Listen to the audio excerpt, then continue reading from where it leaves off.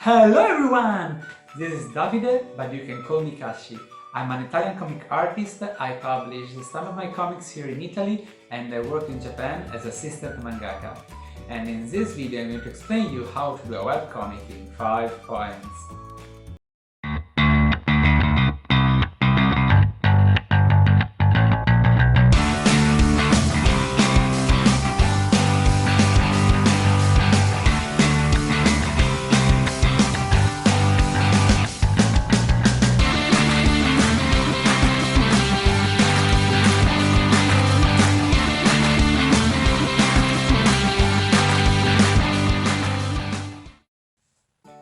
Here we are, hello!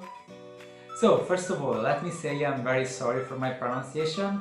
That's my first video in English. Actually, I already have a YouTube channel in Italian, but that's my very first time doing a video in another language, and I know my pronunciation and my accent are the worst, so I'm working on them, and I hope they will get better in this time, so please, I hope you will support me. So, let's get started. I published webcomic online for like 10 years by now, I think, and that's why I'm doing this video. I want to share with you, especially if you're starting doing webcomic, if you're someone who has something to tell to the world. I want to help you and to give you some advice about this world. First, you need an idea. That may seem obvious, but it's not actually.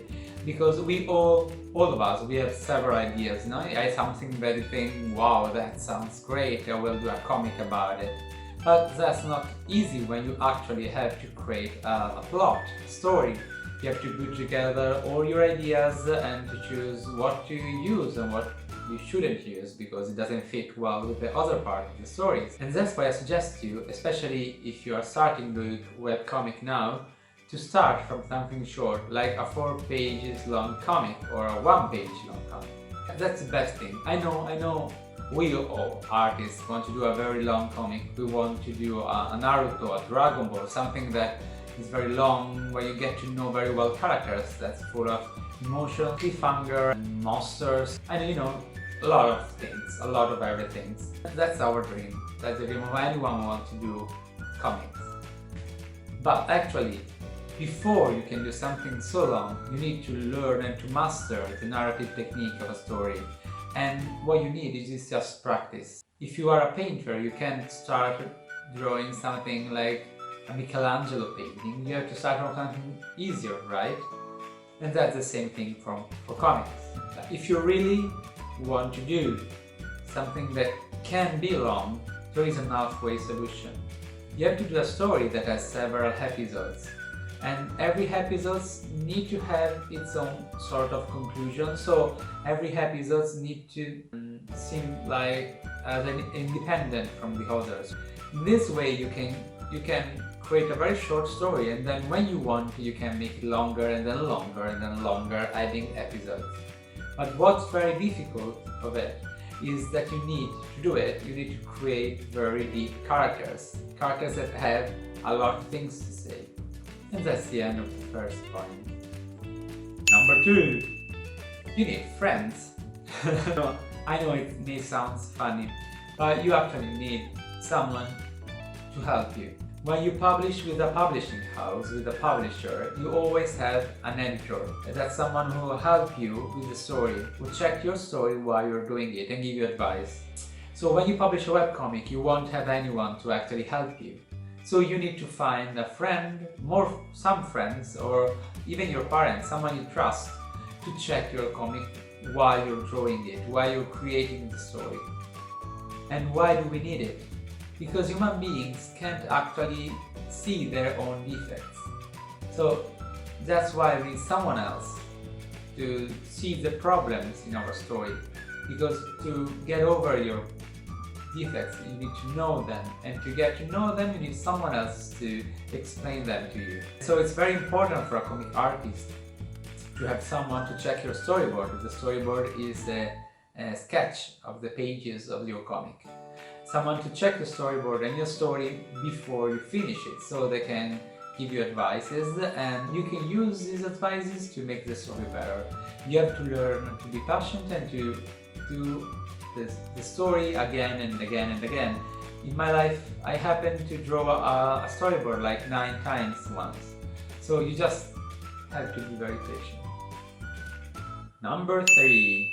You need to choose how you want to draw your comics. You can draw your comics by hand, so with paper, ink and scribbles and colors, or in a digital way. For my first webcomic, that's called Swamp Power, I did everything by hand. I'm going to show you, I don't know if you will be able to see. I used paper, Japanese ink and Japanese scribbles. But for my new webcomic, that's called The Witch's House, I'm going to put the link to read it in the description box. I decided to go digital. So I received as a present a Wacom Impulse graphic tablet, a manga, a Wacom Impulse manga, and I went digital. I draw everything in digital and I use a software. Of course you need to use a software with a graphic tablet, and a lot of people use Photoshop, but actually I would suggest you to use Clip Studio Paint or Manga Studio. That's a Japanese software and it's great to do comics. Even if you don't do Japanese manga style comics but more Western comics, that's great because it's more specific than Photoshop is done specifically for comics, so you should definitely use it. Number 4. You need to choose where to publish your comics.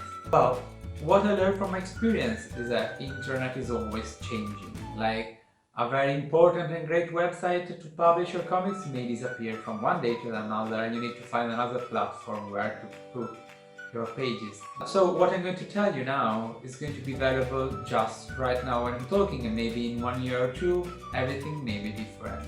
I will suggest you to publish your comic first of all on Facebook.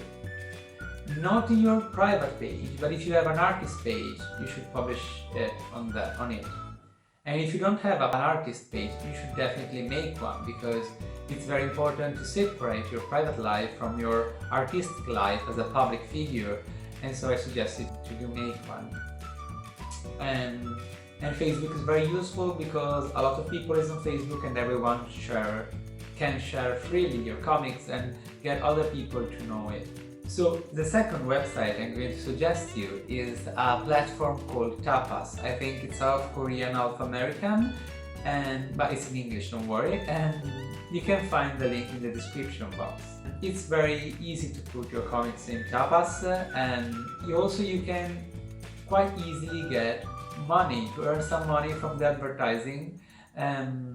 That's based on how many people will read your comics actually, and then you can get chosen for the premium selection comics part, but it's very difficult. And that's true also for another website called WEBCOMICS. I'm going to put the link of this one too. That's very famous in Asia, so you will, if you want to reach a more Asiatic public, that's perfect for you. But you won't be easy on Webtoons to earn money, because you need to have a very lot of readers to earn something from your comic. And finally, there is Tumblr. Actually, I don't have a page on Tumblr, so I can't talk a lot about it, and I keep repeating myself I should do it. So if for the next video I haven't done it yet, you have the right to scold me. Number 5. That's the most important point of all.